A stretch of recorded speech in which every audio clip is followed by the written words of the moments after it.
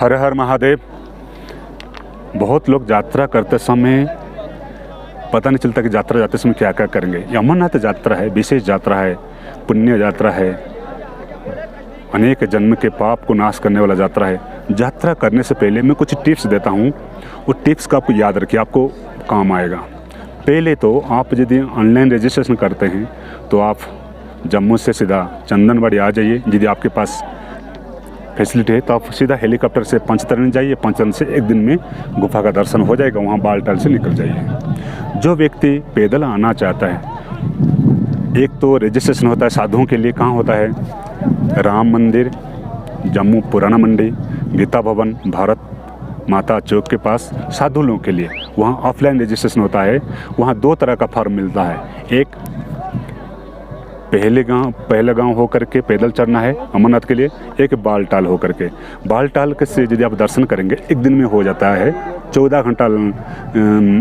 14 kilometre का चढ़ाई है, लेकिन वो भरी स्ट्रेट है।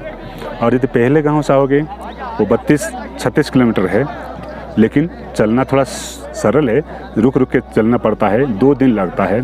तो आप लोग यदि वहाँ ऑफलाइन रजिस्ट्रेशन करके बस में, आप लोग को बस ला करके जम्मू में आपको पहलगाम में छोड़ देते हैं रात्रि में। फिर वहाँ सुबह चंदनबाड़ी से 15 किलोमीटर का दूरी है, तो वहाँ से चंदनबाड़ी आप कैब ले लीजिए। प्राइवेट गाड़ी मिलता है वहाँ, कोई वहाँ तो पहले गाँव तक तो आपको सरकारी बस अथवा अपना जो व्यवस्था है। उसके बाद आप प्राइवेट गाड़ी 180 रुपया लेता है आपको चंदनबाड़ी में। चंदनबाड़ी से शुरू होता है पैदल यात्रा। यात्रा करते समय ये सब चीज़ रखना पड़ेगा। कम से कम जूता होना चाहिए, चप्पल में यात्रा नहीं हो सकता है। पत्थर बहुत है, एक बार बारिश हो जाता तो आपका पैर फिसलने जाता है।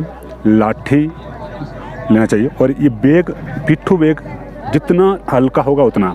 एक ही कपड़ा पहना है, एक कपड़ा रखना है, एक स्वेटर, टोपा और एक शॉल हो। बाकी कंबल हर जगह मिल जाता है, कंबल फोन लाना ज़रूरत नहीं है। रेनीकोट चाहिए।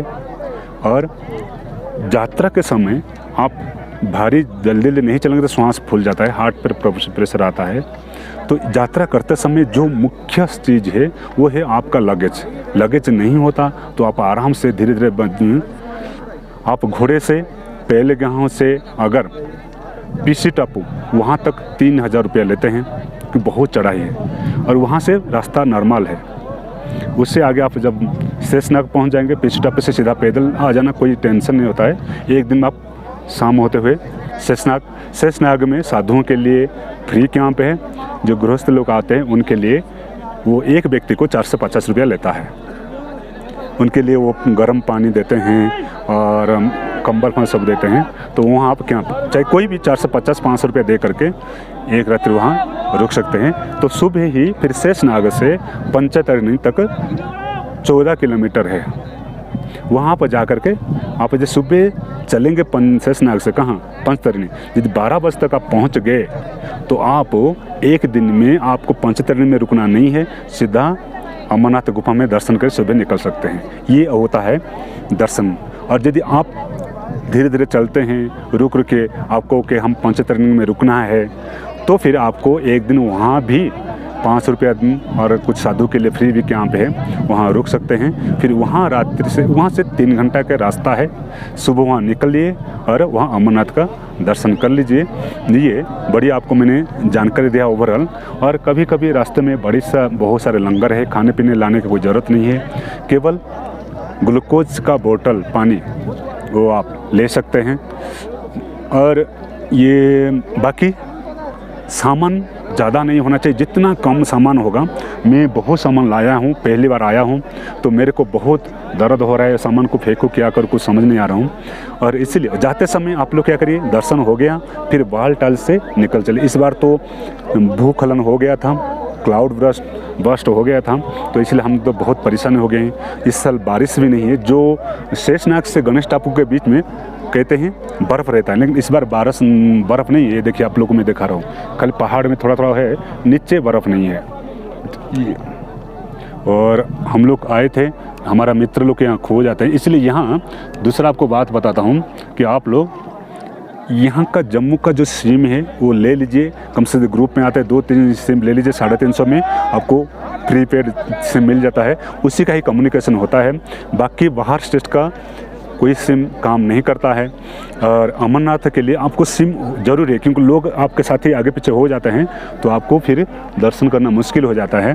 तो सबको मैंने ये जो छोटा सा जानकारी दिया, वो जानकारी के आप लोग ये सदा आपके पास रहना चाहिए। ये जो नहीं रहेगा वो आपको नहीं ना, और इसके साथ आपको वो लोग ना ये सब और 3 देंगे, और ये रजिस्ट्रेशन के समय में ये आपको मिलेगा, ऐसा 3 मिलेगा।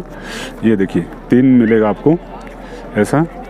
और एक तो वहाँ ले जाते हैं कहाँ, जब एंट्री होता है पहले गाँव से चंदनबाड़ी से ऊपर जब वो एंट्री होता है, 3 से 1 ले लेते हैं, 2 आपके साथ रहता है। बाकी इसी को दर्शन करके आपको कंबल, स्वेटर, जूता चप्पल कहीं के आर्मी वाले देते हैं, कोई भी सरकारी का भी यहाँ पे ये 2 चाहिए। 2 तो दर्शन करते समय भी आपको देखते हैं। और ये जो है ये खोना नहीं चाहिए, ये बड़ी महत्वपूर्ण है। ये आपका ID कार्ड है ना, ये गले में टंगा चाहिए ना, तो इसीलिए मैं आपको बता दिया। ये रजिस्ट्रेशन हम ऑफलाइन किए थे, ऑनलाइन भी रजिस्ट्रेशन 3 मिलता है इसका, 1, 2, 3। जब चंदनबाड़ी में आप एंट्री करेंगे तो 1 ले जाते हैं। और सामान आते समय ऐसा कोई चाकू, कैंची, ऐसा कोई चीज़ मत ले, क्योंकि वो फिर आपको स्कैनिंग में आता है, स्कैन में जो करते हैं उसको बैग निकलना पड़ता है, वो बहुत होता है। चंदनबाड़ी से जितना शीघ्र आप आगे बढ़ेंगे सामान एक बार, तो आप शेषनाग में पहुंच जाएंगे। तो ये मैंने आपको ये इन्फॉर्मेशन देना था। तो आप लोग यात्रा करते समय ये सब चीज़ ध्यान रखिए। पहले जूता होना चाहिए, एक टोपा होना चाहिए, थोड़ा कपड़ा बांधना चाहिए, थोड़ा सा ग्लोव्स होना चाहिए। मैं ग्लोव्स लिया ही नहीं। और हल्का कपड़ा, एक स्वेटर वो जो रखना चाहिए। और थोड़ा छोटा सा बैग, ये ज़्यादा बैग हो गया, थोड़ा सा बैग होना चाहिए, तभी आप यात्रा आनंद और मंगलमय होगा। तो ओम नमः शिवाय, हर हर महादेव। आप सभी को धन्यवाद। आगे हम चलते, यहाँ से मैं पंचतत्व में आपको आगे वीडियो बना के दिखाऊँगा।